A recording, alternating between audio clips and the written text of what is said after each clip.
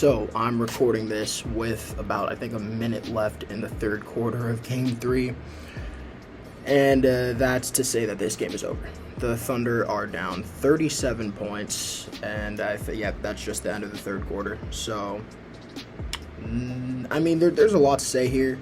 I think, first of all, let me start with Anthony Edwards. He played phenomenal. He played out of his mind. Let me see what I think he has like maybe 30 at the end of the third. Yeah, he has exactly 30, 9 rebounds, 6 assists, 2 steals, and 70% for the field. 5 of 8 from 3, and really the three-point shooting was the main difference maker in this game.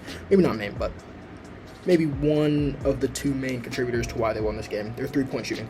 16 of 31 from 3, and really by the time this game was over, which was like halfway through the third, they were shooting like maybe 55% from 3. It was crazy. Do I think that's sustainable? Absolutely not, but nothing to take away from Minnesota. They played this game well, and honestly, they just came out and they looked like they wanted it more. Their defense was aggressive, and whether that be on like screens, fighting over the screens, not giving up switches, just contesting at the rim, running them off the three-point line, whatever. They were just phenomenal on defense and just very, very active hands. I think OKC, they had maybe like 6, 7, 8 turnovers in that first half. Let me see how many turnovers they have now. Actually, they have 12 turnovers now. They had a lot in the first half, and a lot of those were credit to the Timberwolves defense, just forcing turnovers, and they forced SGA to make a couple dumb passes that were just errant. The rest called an 8-second violation at, I think it was end of the second quarter. That, to be honest, was not an 8-second violation, but that was just the Thunder being lackadaisical. But that was also a big storyline of this game. The Thunder, man, they came out flat.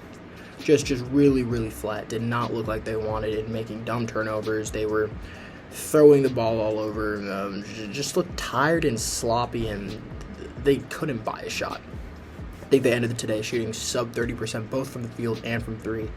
And that was another thing. They settled for a lot of three-pointers. So they shot 31 three-pointers this game so far, end of the third, and have made 10 of them.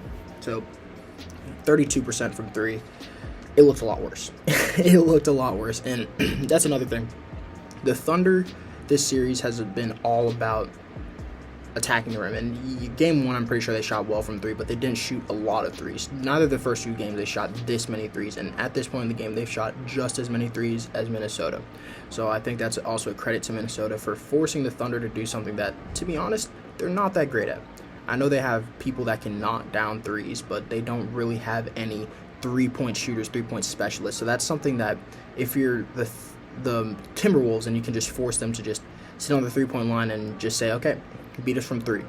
That is something that you are pretty comfortable with, especially if a lot of those threes are contested as they were this game. So 31 threes, did not shoot well. SGA, already touched on it a bit. He has 14 points right now, but he shot 4 of 13 from the field. He was like 0 of 6 at one point. He started off really rough. Chet Holmgren didn't play well. J-Dub didn't play well either. 13 points, 3 of 9 from the field, and really no one played well. Oh, Randall, aggressive, very aggressive. He's been great. Anthony Edwards, already touched on him. He was very, very aggressive. That's one thing I liked. Aggressive, getting to the low post, making great reads, just distributing the ball and just creating fantastic opportunities for his teammates. So he has been great. And to be honest, I was still very hesitant to put Anthony Edwards in conversations that maybe he shouldn't be in yet, specifically top 5 conversations, top 6, 7 conversations. I knew he was good, but I thought he was maybe too inconsistent to be in those conversations. And to be fair, he is still fairly inconsistent in terms of shooting-wise, but I think very much like Tatum, he's developed his game into one where he's just making the right reads, just consistently.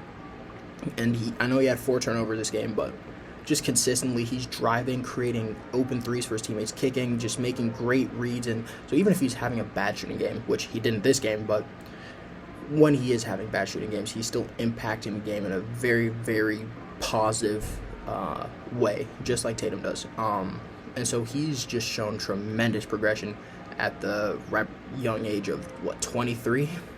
Insane. So he was great.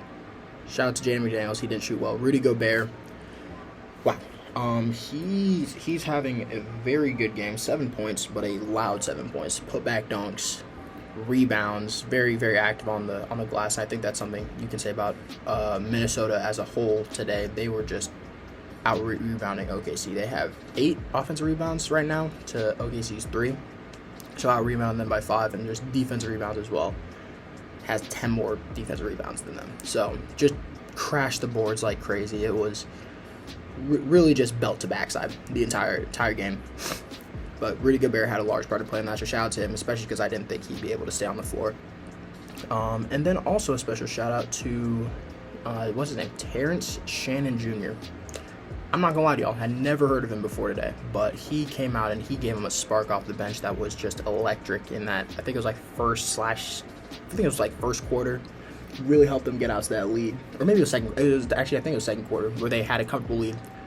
Bench chose to take a chance on him, put him in, and he balled out. He had like 9 points in 3 minutes. So credit to him. He was great. Now, do I think this changes my predictions for this series? Maybe. I think OKC, I'm still going to stick with OKC in 5. I just don't think you'll get a game where the Wolves shoot this well from 3 this consistently. And I know I've been talking about, we're waiting for that one Timberwolves game where they're just good on offense all throughout the game, which I guess you could call this, but really they've only been good for the first 3 quarters, which I know is like kind of a stickler's way of looking at it, but they were just so good in those first 3 quarters that they didn't need to be good for an entire 4 quarters. So, I mean, credit to them, but I'm still waiting for a close game where I see just consistent offense from them for 4 quarters, and I think this game's going to be an outlier. I don't think they shoot this well from 3, like, for the rest of the playoffs, as long as that, or short as that may be. Don't think they shoot this well, and I don't think OKC plays this bad or this lackadaisical. I see this as an outlier, and I'm expecting OKC to bounce back, and like I said, I'm expecting OKC to win one of these road games. So obviously wasn't today because they got, again, belt to backside, but I think next game I'm still going to take OKC. That's going to put them up 3-1, and from that point, yeah, I still got OKC in 5. Am I a bit worried? Sure. Panic meter's at like maybe a 2. A bit paranoid maybe, but not too worried about the Timberwolves coming back, to be honest. But again, we'll see. That's about all I've got for y'all today. That'll be it. Don't forget to like and subscribe, and I'll see y'all in the next one. Peace.